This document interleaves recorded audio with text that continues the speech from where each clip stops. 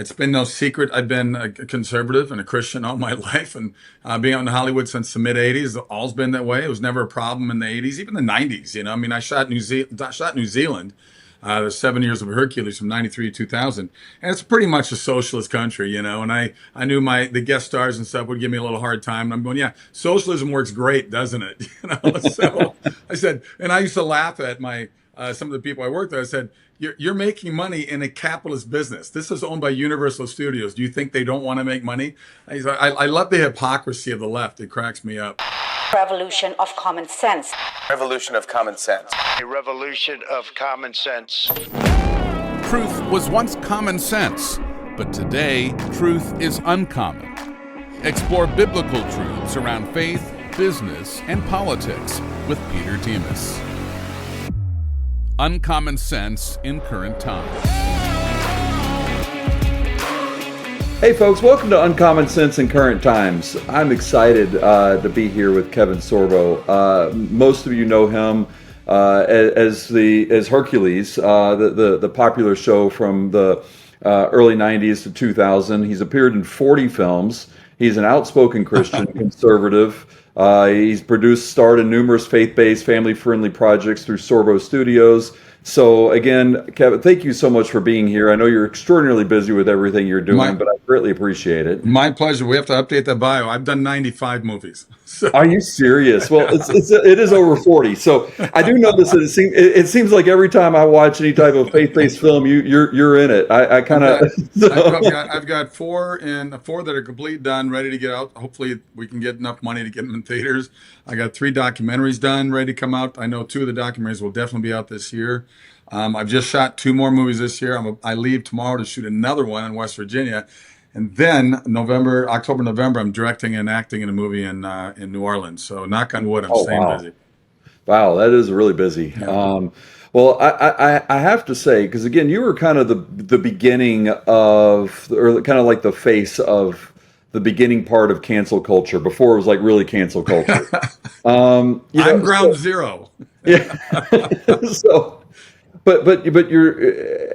I have to ask, like, so when it started, did you kind of, did you kind of start recognizing it, but then you're like, I don't really care, I'm going to still speak out anyway? Like, how did that kind of play out beforehand? Or it was like you just said something too much and then one day realized this isn't working? No, exactly what you just said. I started recognizing it, but I didn't change what I was posting on the internet. I mean, I've been doing it forever. It's been no secret. I've been a conservative and a Christian all my life, and being out in Hollywood since the mid '80s, all's been that way. It was never a problem in the '80s, even the '90s. I mean, I shot New Zealand. The 7 years of Hercules from '93 to 2000, and it's pretty much a socialist country. And I knew the guest stars and stuff would give me a little hard time. And I'm going, yeah, socialism works great, doesn't it? So I said, and I used to laugh at some of the people I worked with. I said, you're making money in a capitalist business. This is owned by Universal Studios. Do you think they don't want to make money? I love the hypocrisy of the left. It cracks me up. But it really started hitting, I think, when the internet was born and started accelerating. So you get to 2005, 2006. My wife started saying, maybe, be careful what you say. And I go, I'm not posting anger. I'm just posting the truth, with a bit of sarcasm attached to it because I'm one of 4 boys. And when we get together, it's like it's like a late night show fest. But it was about 12 years ago. My manager and agent called me in. It was like an intervention. And they said, no one wants to work with you in the studios anymore. I said, why? I said, well, the things you post. And I said, the truth? I mean, just because I have a different point of view than Hollywood does, they don't want to work with me. They're such petty little children. They really are. And I don't harbor that anger, hatred of people who have a different point of view, but these guys do. Things are changing. There's a tipping point going on, I got to say. But it was crazy there from, certainly from 2010 to 2022, 23. I mean, there was a long segment in there. It was just nuts. So my wife and I for SorboStudios.com, we've been doing fine on our own. Does it suck not to be able to go up for bigger movies or big TV series? Yeah. It's ridiculous and childish of them. And they still hold this grudge for whatever reason. But to me, I've been very blessed to, find enough money through other people that want good family, good morals, good, stuff that people can watch as a group instead of this woke crap that Hollywood keeps shoving down everybody's throats to brainwash them. So I've been very blessed to keep on doing things that I think are the right road. So I'm curious because, I think a large part, and I think a large problem that Christians have is that we're not outspoken enough. Yeah. And so, but part of it is we see stories like that, like what Yeah. happened with yours, and we're like, well, I don't want to lose my job or whatever. I don't want to go home Yeah. and tell my wife about it. So, what advice do you have for those out there? Because again, you lived it. You kind of paved the way. But it's also it had to have been scary. It had to be like when you had to come home and tell your wife and be like, hey, this is going to be a problem for the next few years, and then not realizing how long it was going to last. What advice do you give them to encourage them to speak out more, and what advice do you give them when they have that backlash to get through it? Well, don't let fear rule your lives, right? I mean, that's government's favorite weapon. They've always wanted to rule us through fear, but COVID just opened the door Oh for the yeah, government to say we are going to control everything you do. And what cracks me up is what used to be the liberals of the 60s and 70s that are liberals today have changed quite a bit. Because back then, don't trust a man, the whole hippie movement is like, don't trust government. Now it's like everything the government says has got to be amazing. I want them to take care of me. I want full control of my life by bigger government. I mean, it's wild, this 180 flip that they've taken. The biggest thing I used to laugh at all the time was when they said, don't question the science. I go, that's what science is. Science is always questioning. That's how they experiment and look to try to figure stuff out through questions. But once again, the idiotic world of our public education and our universities and the brainwashing of, I think the biggest brainwash group now is at 25 to 45 age bracket, because I see a lot of kids under 25 years old now. They're saying enough is enough. They said they took away our yes, college, they took away our high school sports, they took away all this stuff with this phony thing. Was COVID real? Yeah, sure it was, but not as bad as they made it out to be. They accentuated it, and they worked very hard to kill a lot of people with it, which is very sad. I mean, we were paying hospitals with our dollars to say everything's a COVID. I mean, right. seriously, people dying in a car crash. Oh, it was COVID, because we were paying them $39,000. Why? Why were we paying them to do that? What was going on with the pharmaceuticals? I mean, but don't say it. I got two buddies that are doctors. I'm not going to name where they are and who they are, but during that whole thing, I said, mask wearing, kind of a joke. Yeah, we can't say it, but you can. 6 feet apart, ridiculous, right? Oh, yeah, ridiculous. COVID shot, be careful. It's not tested enough. Well, they still made people take it. And these are the pro-choice people when it comes to killing or Right. murdering babies. But for us, you don't get pro-choice. You have to take it. You have to take the shot. So I just got a kick out of these people because they're so beyond their ignorance. They're just filled with so much anger and hate. That's all they know. I mean, every day these people, Antifa, BLM, whoever else, anybody else in that crowd, they wake up every day hating things. I mean, what a way to go through life. What happy people happy lives these people lead. So you mentioned okay, you're in New Zealand, you're in a socialist state. Sure. They're kind of making fun of you, and you're like, hey, you're working for capitalists. All they care about is making money. But that doesn't seem to be the case in the last. I mean, we keep seeing woke film after woke film that is just Yeah. bombing at the box office. And you would think after a couple of them, they would be like, okay, we got to pull back on the reins a little bit so that we Yeah. can make money. But they don't seem to do that. They seem to double down. Like, what do you think is the motivation behind it? Because obviously Well, money isn't the motivation anymore. I can only hope that the Democrats part of Washington, D.C. isn't taking our tax dollars and funding like Disney under the table to say, keep doing this. Because you look at Roe v. Wade, when that first happened, there were a lot of people upset about it. But after a year goes by, 2 years, 5 years, all of a sudden become normal. Oh, it's normal to kill a human being. And I think they're trying to normalize the insanity of the left. I mean, things that we used to say was mental illness is now being shoved down our throats to accept as this is just normal. It's not normal. And so, for them to keep losing money, this latest big woke insanity. I heard this Disney Snow White's going to lose like $350 million. Well, if I'm a stockholder in Disney, I think I'd be out of that stock pretty quick. I mean, but there's a tipping point. I've already been reached out to by a couple of places, networks and studios, for me to send scripts to them that I have through my production office that people have sent to me that are family friendly or faith based, if you want to call it. Every movie's faith based. If you're an atheist, pretty strong faith to believe in Right. nothing. So to me, it's like let's keep it. It's changing. There is a tipping point, and Trump is making a huge impact with that. Haven't you noticed that low energy, brain fog, or just feeling a step slower might be creeping in after sitting for a while? It could be linked to your circulation. Blood Flow 7 by Juvenon is designed to support healthy nitric oxide levels, which help your blood vessels relax and open up. It improves your oxygen and nutrient delivery to your brain, heart, and muscles. That means better stamina, mental clarity, and overall vitality without caffeine or stimulants. It's made with clinically studied natural ingredients, and in research, these have been shown to boost nitric oxide by as much as 230% in just 3 hours, and it helps open arteries for smoother blood flow. 2 easy capsules a day. No mess, no fuss, and you're supporting heart health, healthy blood pressure, and more energy to power through. So check it out at bloodflow7.com/uncommon or click the link in the description. That's bloodflow7.com uncommon. It is common sense.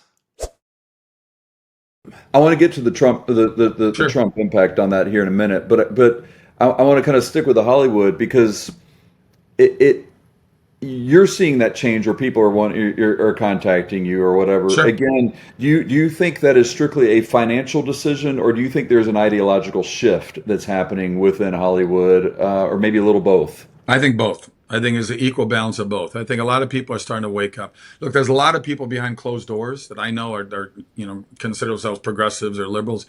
They're admitting that Trump was the better choice. They knew Biden was, not fit to be president. They knew Kamala Harris was a complete joke. I mean, her only qualification, and people will attack me for saying this. It's not my words. This is Joe Biden. They go back and look at it. Joe Biden said, "My running mate is going to be a woman of color." That were their qualifications Right. to be vice president, the second highest office in the land. So to me, it's like going, wow. I mean, I want to hire the best person, male or female. If I run a business, don't tell me who I have to hire because of ethnicity or whatever, what the color of their skin is.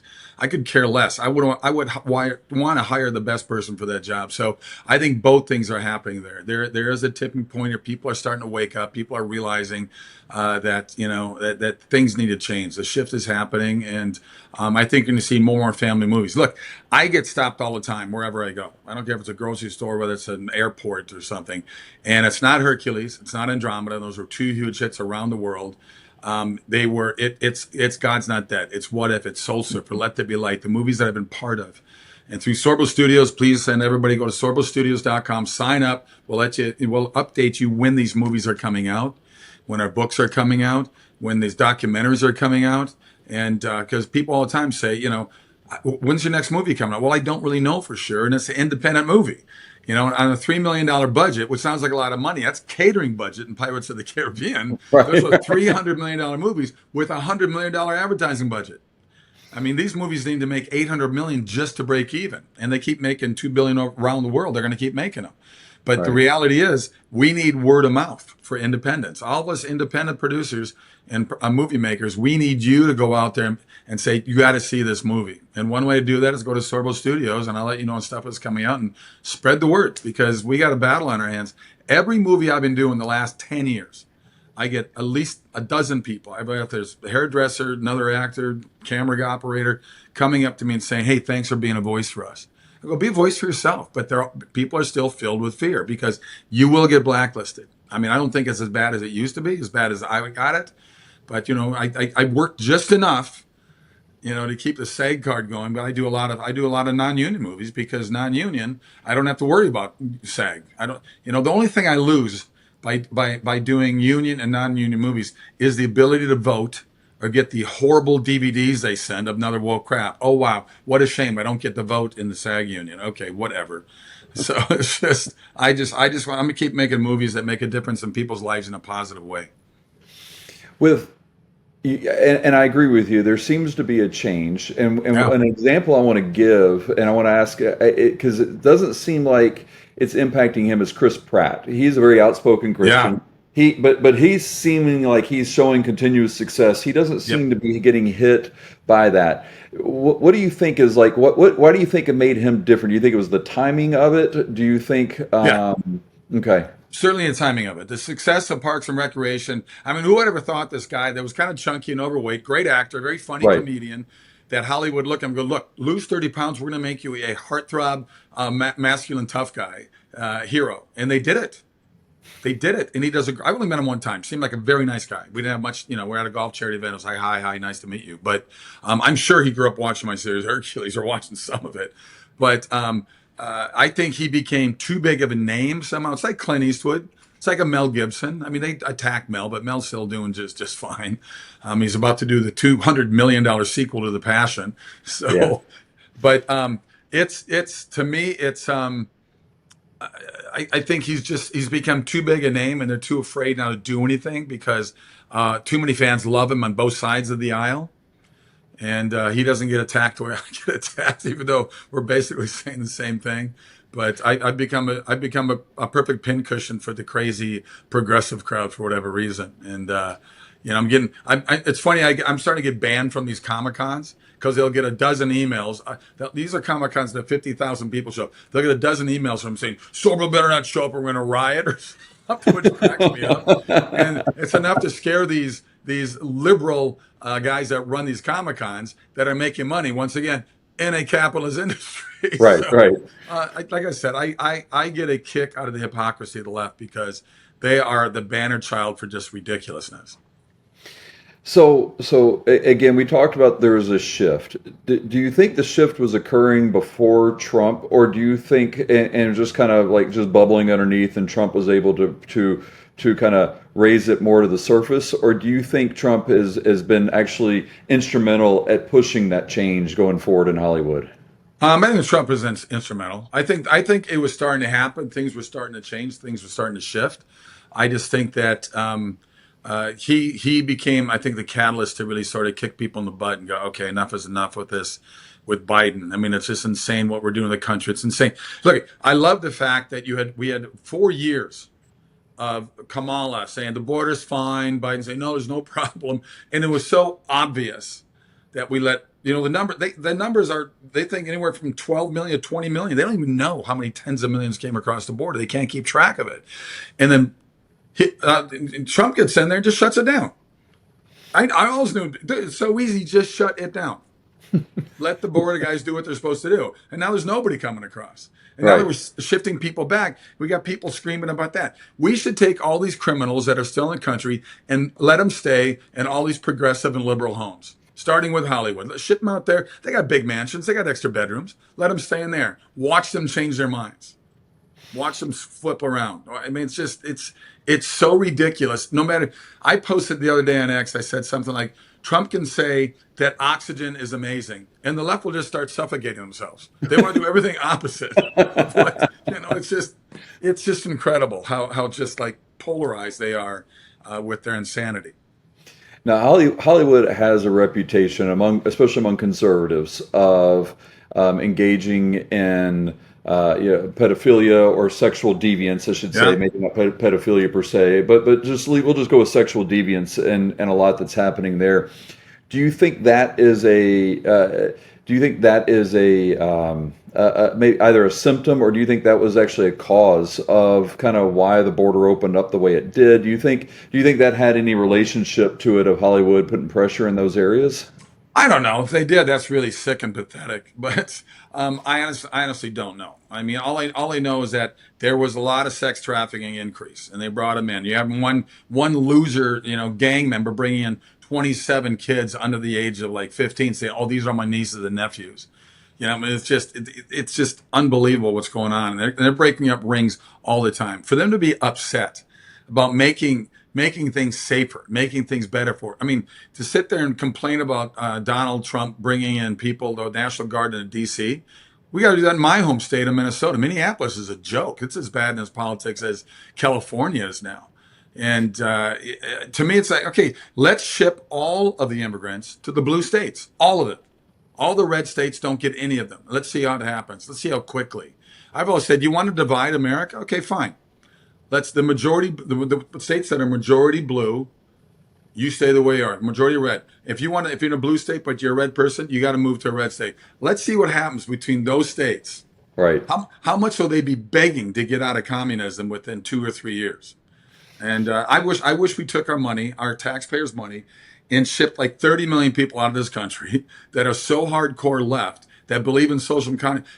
Some go to North Korea, some go to Venezuela, some go to Russia, and the rest all over the Middle East except Israel. And let's see how they like that. They're looking for that utopia. Well, it's already there. It's going to take a long time to turn America into what they're looking for, past our lifetimes. But right now they can have it in North Korea. So go to North Korea and live in your utopia. Now, has Trump again? We've talked about how the fact you said Trump was kind of instrumental. What things has he done, and what have you seen that Trump has done within Hollywood that has been different than past presidents, or that just kind Well, of because it seems to me that like Obama, for example, just loved having the celebrities, kind of bow down to him and do sure. that stuff. But this seems different. And there seems to be a change to to a group of people that don't like him. So how is he doing anything about that? I just think just the mention of it, the mention I'm putting Mel Gibson and Mark Wahlberg and John Voight in charge of making Hollywood great again. I think just saying that. I don't know if he's doing anything in particular. He's not passed any laws or anything, but I think just the fact that he says that. I mean, look what happened in Canada. They had a much more of a conservative person running for prime minister, and he just said, "We're going to make Canada one of our states." And the super lefties of Canada just had a meltdown. So they put in another guy that's just as bad as Fidel Castro's son. So it's like, to me, it's like it's people. It just cracks me up that people actually believe that Canada would become a state. That's how and crazy they feel towards somebody like Trump. It's just amazing to me. Look, I lived in New Zealand 7 years, and I remember people saying to me, he goes, "Yeah, you guys think you run the world." Well, basically we do. I mean, if we wanted to be as evil as, say, a power of Russia, and we wanted Australia or we wanted New Zealand to be part of America, we probably could take it through force. But people got to remember, we are that light and that beacon on the hill that Reagan talked about. We're still a wonderful place. We still care about other people. We still care about freedom. We've lost, hundreds of thousands of lives in defending other people's rights. The trouble with, ever since Vietnam, the government got involved in our wars. I remember when I was in college, I worked with a couple of guys who were Vietnam vets, and they were now in their 30s back then. And I remember asking about Vietnam War, and they said, "Oh, we could have won the war in 6 months if the government left us alone." And there's no doubt in my mind that could be the case. I know a lot of guys in the high, from lieutenant colonels on up that said the same thing. But the government runs the wars now, and it's all about making money now more than anything else. They don't care about young men's deaths. What did we do in 20 years in Afghanistan and Iraq? What did we do to change anything? Biden pulls out and leaves $80 billion of taxpayers' equipment, weapons, to the Taliban, and nobody says anything. If that would have been Trump that did that, you don't know how much the press would then say something. I'm still trying Absolutely. to put my mind around the press, why they are so insistent on destroying America. It's just mind-boggling to me. And that's one of the things. The Fourth Estate was always there. I mean, and granted, we've always had a history of, the Spanish American War was created by the press. I mean, we've had a history of Yeah. this for years, but they still kept a lot of politicians in check, and there were so many different ownerships. But now they've kind of merged the owners down to just a handful of people. So obviously it's impacting politics. How does that also impact you? Does that also? I mean, you're outspoken on social media. You have that, but a lot of your movies, your shows, all the stuff that you're producing and starring in has to get out. Is the media in that area, in the entertainment part of the media? Do you see it also having that problem of saying we got a problem with you, Kevin, so we're not going to do a whole lot with it? Yeah, sure. It's they're petty. I told you they're seventh grade mean girls. They're like little bullies, and they're just petty individuals, and it's quite amazing. I went after Zuckerberg. I had a lot of followers on Facebook, and they took me down. I can't get back on, even after everything I said about COVID. All my conspiracy theories were true within 6 months. Everything I said was the truth. But everything I was saying was from doctors. These are top doctors at top hospitals across America, and they were friends of mine, and they said, "Yep, you can say that. We just can't." We were firing doctors for being that way. I mean, thank God for Dr. McCullough and getting out there and speaking up his mind and all that, because it's insane what we did to the world. It's insane what we've done to everybody. But to me, it's sad that Hollywood feels the way they do. I went after Zuckerberg, called him a wuss. I said, everything I said was the truth. And now that Trump's in office, he's like, "Yeah, I'm on Trump's side." He goes on Rogan, "Yeah. I'm not really this way. I had no influence." I go, "Yeah, right." He has a lot of influence, and now he's jumping on the other line just to kind of keep his billions intact, so to speak. But uh, I I don't know how to answer that straight. I mean, in any ways of what they're doing and how they decide to do against me. But I have heard many times. Look, I got a tape Bill Maher saying now that the Kennedy Center is being taken over by Trump, Kevin Sorbo will probably now win a Kennedy's Honors Award. So I take that as a badge of honor, you know, because back in the day, I did his politically incorrect show about 4 times before he had his HBO show. Right. And I had fun doing it. I knew where he stood. He probably didn't know where I stood until I started speaking on a show. He just figured, I mean, I had that with Al Gore. He had that inconvenient truth, which is still an inconvenient truth because his truth about climate change is a bloody joke. And Right. he wanted to meet me. And I thought, this is interesting. Okay. So I met him. He shook his hand, did a selfies with me, he did a selfie with me. And I told him, I said, when you lost to Bush, they had that hanging Chad thing in Florida was the big thing when Florida was a swing state. It's no longer a swing state. It's fully red now.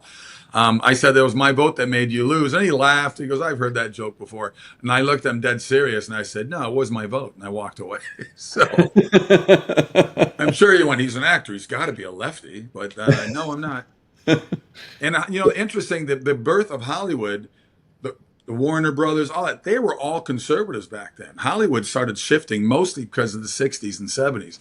That's when the big shift in Hollywood happened. But Hollywood, for the most part, was a much conservative industry for the first 50, 60 years of it.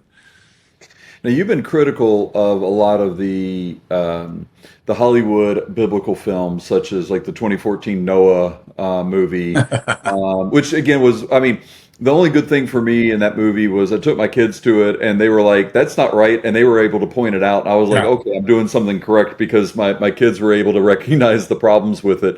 Oh, yeah. Do you think when it comes to biblical stories, do you think it's important that they have a moral obligation to stay more true to the text? Sure. And they used to do that.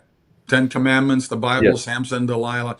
Hollywood used to do a lot of old, because it's run by the Jewish community, so they didn't really dabble too much into the New Testament. But in the Old Testament, they kind of stuck to what was in there.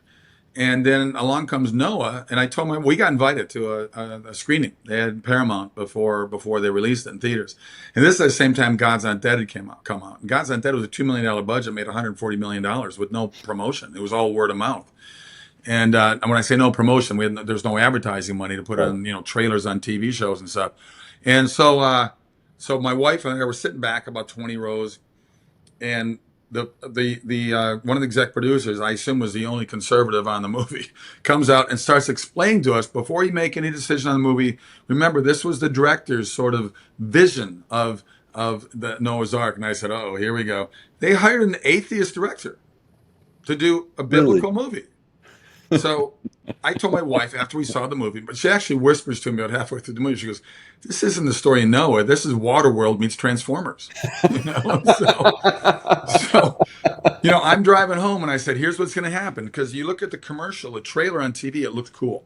Yeah. It looks great. Visually shot well. Russell Crowe, Jennifer Connelly, wonderful cast.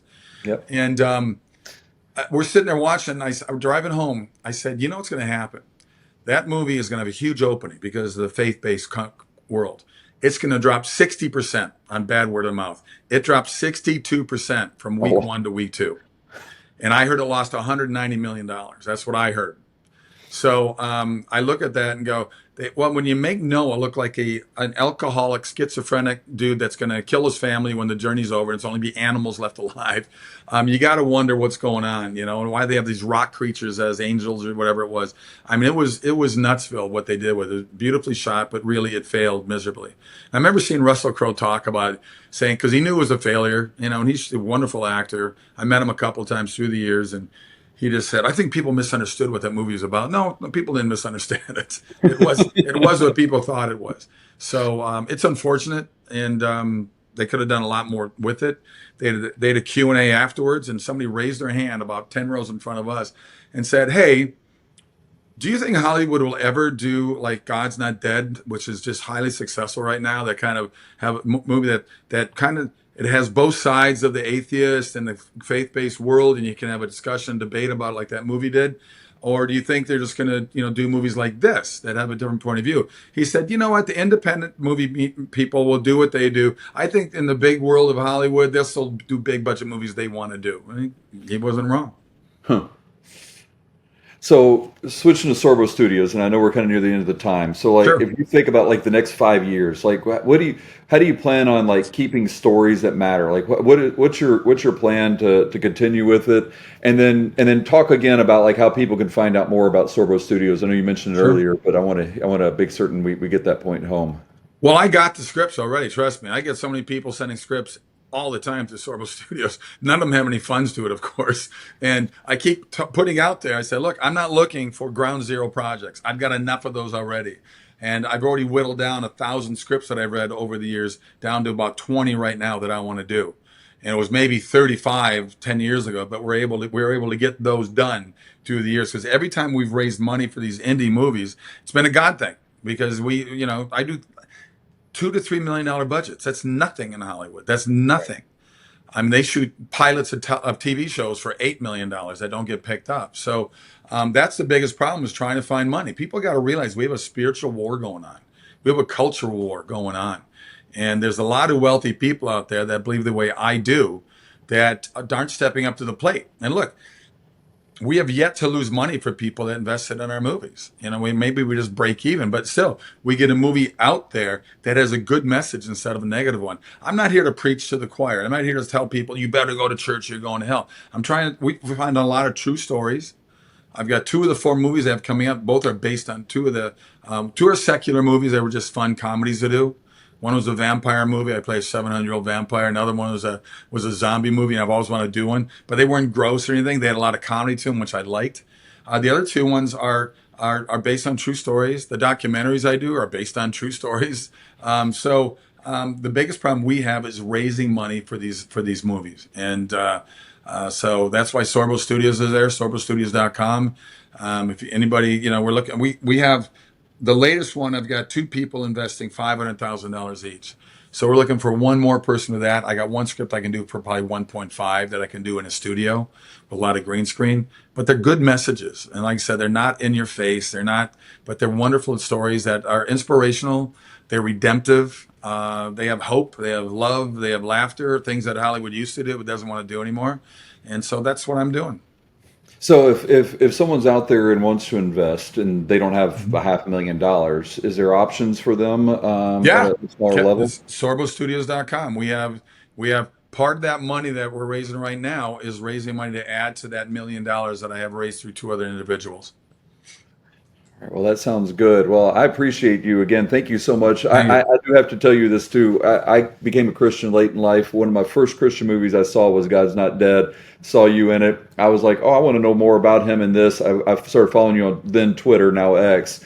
And you are absolutely like, I laugh so much on the stuff that you put on there. I thoroughly enjoy your Thank thoughts. you. So I was so excited to have you on here, just because, yeah, 30 minutes that doesn't do justice for the little bits that I get to read and see. So anybody out there, I encourage you to follow Kevin on X as well. Thank you. But thank you so much. I appreciate it, and God bless you and keep up doing the good work. All right, more to come. Thanks a lot. Appreciate your Thanks. time.